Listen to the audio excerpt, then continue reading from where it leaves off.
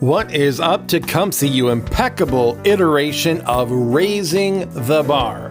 You are listening to the Tecumseh Bicentennial Podcast. My name is Benjamin J Nichols, but you can call me... I was going to say you can call me Big Boy, but that, I don't know. I don't think so. No, I don't like that one. We'll come up with something else for next time. So for right now, just no. You can call me No. Okay, anyway. An important announcement before we get to today's interview. The WTCA radio show on July 21st, 2024, is now a ticketed event. It is free. It is free of charge. There is no cost. You do not have to supply a credit card number. You do not have to open an account. You can check out as a guest. You still have to go through the checkout process, but there's no charge. It is free admission, but it is a ticketed event because there is some concern about there being enough seats. Which leads me to the second announcement. The city and the TCA have so much confidence in the draw of the WTCA radio show, which I think is super awesome, that they have decided to do a second show. So there is now a show at 7 p.m. as well as at 3 p.m. So there's two shows for the WTCA radio show, one at 3 p.m., one at 7 p.m. Both of them are ticketed events. You can get the tickets from thetca.org. That is the THETCA at, or not at, but .org. And that will take you to the TCA's main webpage, and then you can see the link to click on there to get the tickets for the WTCA radio show on July 21st, 3 o'clock and 7 o'clock. And that's it as far as announcements. It's very exciting stuff. It's going to be a good time. So today we have Joe and Sherri Tuckey of Tuckey's Big Boy.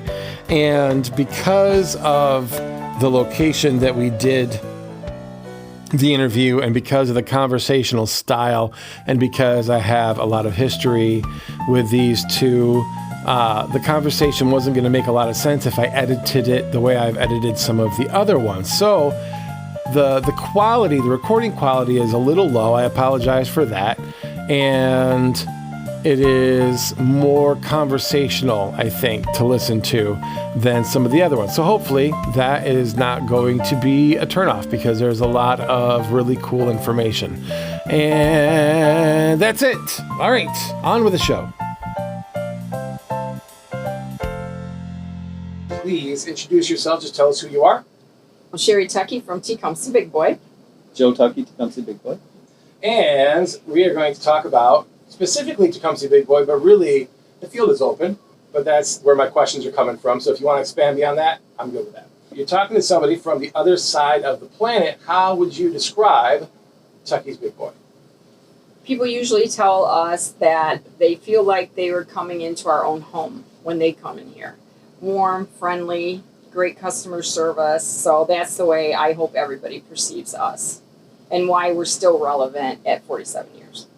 So what is the official name for this Big Boy? Tecumseh Big Boy. Is it Tecumseh Big Boy? It is the official government's name. Okay. But our customers have dubbed us Tuckey's Big Boy. I think Tuckey's Big Boy is the right name. I do too. I believe all of our listeners will agree. Okay, are there any formative moments, and this might be double-edged because you haven't been married your whole lives. Joe, I mean, it's your parents, but then Sherri, you are general manager. Like when I started, you were the general manager. Mm-hmm. And now you two are owners. Yeah, the Big Boy was being built when we started dating. So we used to come out here and watch it being built. I was 15 and he was 16. So I don't remember ever not being a part of it, although I didn't start working here until I was like 23, I think, 24. But yeah, it's in your blood. It really is. I feel like we gotta pause for a moment and acknowledge something. That Tuckey's Big Boy has the firefighter theme. Yep. And it didn't used to when I worked here. Nope. That's new. Yep. 6 years ago, when Big Boy Corporate was making all Big Boys remodeled to their new standard, it was $500,000 that they wanted us to invest. And we said, nope, we're too old for that. And honestly, we had remodeled at least 5 times, and it never increased our sales. So we said, okay, we're going out on our own. And so we started switching over to the fire department themed restaurant, and within 2 weeks of changing over, they came and said, please stay a Big Boy. And I said, we've already started changing things. They said, you can do whatever you want, just stay a Big Boy. And that's how it became still a Big Boy. And I know customers were happy. They were sad to see a Big Boy go, yet another Big Boy go. And I did not want to change. I just wasn't going to pay $500,000. Absolutely. You know, so I said no. And you know what? This is the only remodel that has made us money. And a lot of the decorations come from people that say, I had an uncle who was a firefighter. I don't know what to do with this helmet. Can I give it to you? And then usually, if I can, I will put that item by their favorite booth. So that way they can see their uncle's helmet every time they come in. Love that. I do too. Okay, so we got to dig all the way to the bottom of this one. Why the firefighter theme? Because not everyone who's listening to this is going to know. Right? Yep. He joined the department after getting out of the Navy.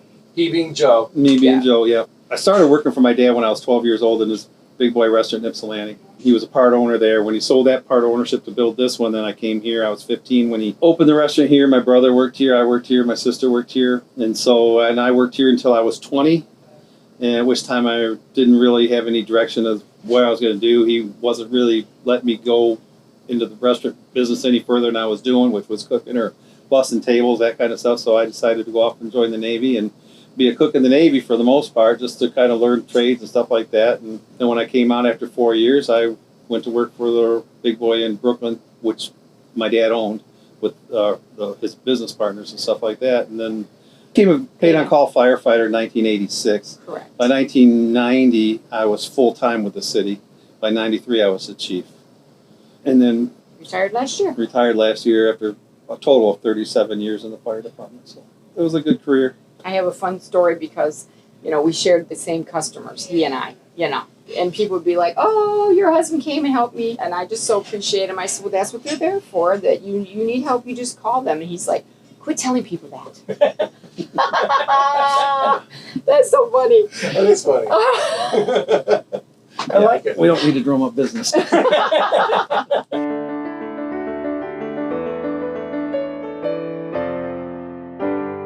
So you're retired from being the chief of the fire department, and now you're here hanging out with your girlfriend.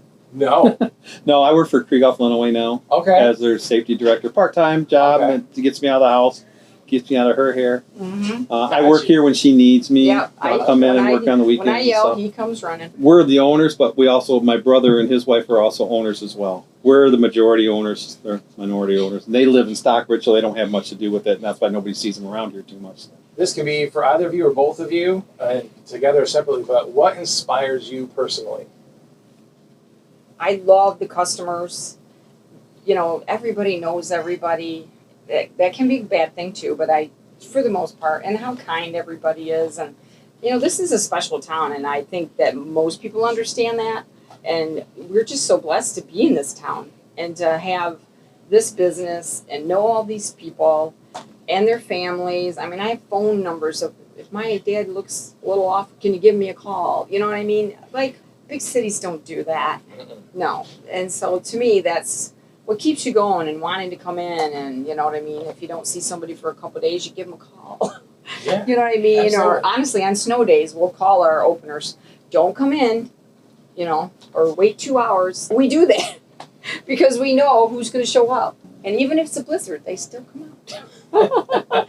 And it's like, you shouldn't be out there. You shouldn't be out in this mess. But, you know what I mean? So I think that makes me want to come every day, is we're so lucky to have the customers and our staff. We have awesome staff. Mm-hmm. We always have. We really have always been blessed. Yes, you have always had awesome staff. That's true. Absolutely. There was, one spot of time where you had like the best staff ever. At least one person. I know it. All right, this is one of my favorites. You're a liar. Liar, liar, pants on fire. All right, you crazy kids, it's time for that super swell game, 2 truths and a lie. You're given 3 facts, 2 of them are true, 1 of them is lie. Spot the lie, vote online. We'll let you know what the answer is tomorrow. What is the truth? You can't handle the truth. Everybody cheer. It's time to play Two Truths and a Lie. Tell me the truth. Number one, we were originally supposed to be located where McDonald's currently is. Big Boy started in Michigan. Big Boy came before McDonald's, the sandwich.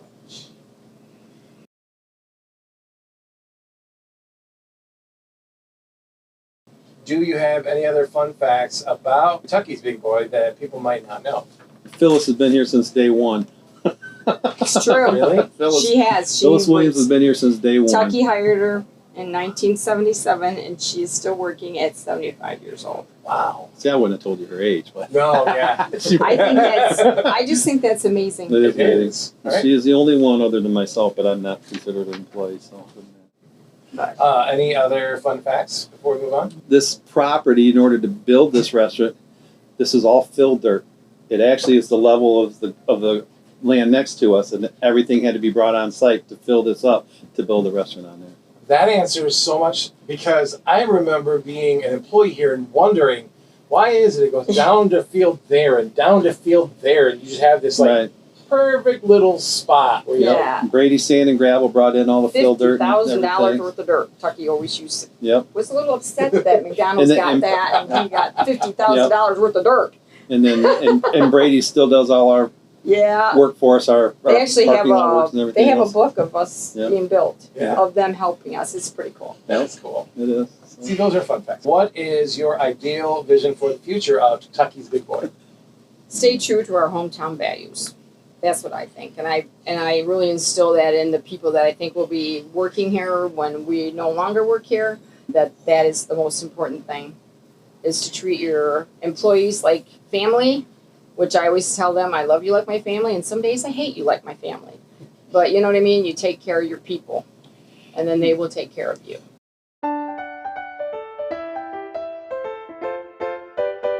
What superpower would be most helpful in running Tuckey's Big Boy?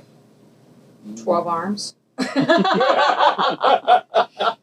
Some days I need to clone myself. Yeah. Ooh, an invisible cloak.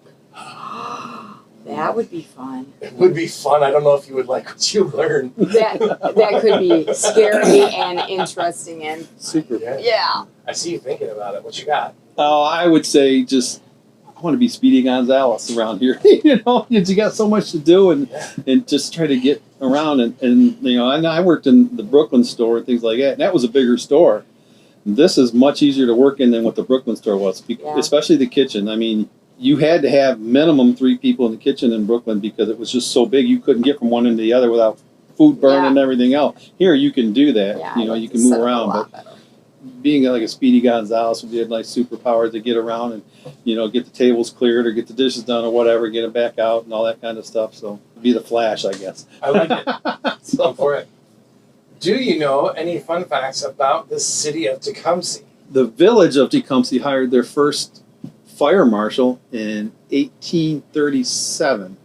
The first fire department was formed in 1847. The list of names of those people are in a history that was done by a couple different people. It's on our website, but the department has it too. And there's some prominent names there. If you go down through the names of the different, over the years, and you look at the names, there's the Rosencrantz, the Satterthwaites, there's all these names, and these guys, they were members of the fire department. At one point in time, the horses were kept a block away from the fire station because the fire station didn't have room for the horses in them. So they have to run down, grab the horses, bring them back, hook them up to the wagon, and go. Oh my goodness. So yeah, before they had fire hydrants, things like that, or the village at that time had developed a series of cisterns around the area, which was basically at that time was only a maybe 4 or 6 block area that the fire department covered. And if you lived outside of that, you didn't get coverage. So, but they had cisterns located around there where they would pull their water from. When they got the first steam engine, one of the first fires was in the fire station. So, And I always think too with our theme that hopefully it just what these men and women do for their communities for no credit really, and honestly very little money. And I'm always trying to get young people to join because it's a great way to serve your community, and it just has so many rewards. I had one busboy that if anything went wrong, everybody else is running away from the problem, but he always ran to it, and I'd be like, you are a firefighter, buddy. You need to do this. This is what you need to do. Because he just was, and he was just calm, and, just, he had it in him. He really did.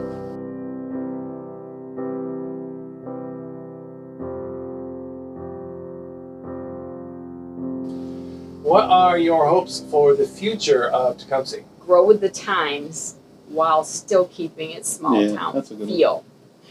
With the products being developed and things that some new things can come kind of, Sure. bring in some new excitement, but yet we still want to have our quaint little town. You know what I mean? So that's my hope for the future. 100 years from now, it'll still be this wonderful little town, but yet everybody wants to live here. So, speaking of 100 years from now, for the Tricentennial, do you have any words of wisdom, advice, or a message for the people of Tecumseh 100 years from now? Appreciate what you have. Really. Grass is always greener, but, appreciate what you have. This is where the grass is green. That's right. Mm-hmm. All right. Do either or both of you have any hidden talents that you would share with the world? You're a drummer. It's not that hidden of a talent. It's not hidden, but yes. But maybe not common knowledge. Yeah, maybe not. Kind of common knowledge, but we'll just go ahead and put it out there. Joe Tuckey's a drummer. Yeah. He's a good drummer. Absolutely, has been doing it a very long time. I always think my hidden talent is trying to be organized, always trying to help my staff do their job better and easier. I think that's just my strength. And solving problems, That's a talent. Yeah, I think it has to a little bit, but, they can come to me with personal or business problems, and I'll do my best to help them. And like I am Dan Miller, and watching Amon-Ra St. Brown make a game-sealing catch, that's going to do it, Tecumseh. I realize I don't achieve the same level of excitement as him, but to be fair, I don't think there's as much on the line either. And if you don't know what that means, then find yourself a fan of the Detroit Lions and ask them, and they will tell you. So, it's been a good day for a good day. Lovely conversation with lovely people. Come back next time for more conversations with another lovely person. Melissa Roberts will be joining us. And please do not forget to go online to thetca.org to get your tickets for either the 3 p.m. or the 7 p.m. show for July 21st, the WTCA radio show live on stage, written by yours truly. It's going to be a good time. And that's all I got. Okay.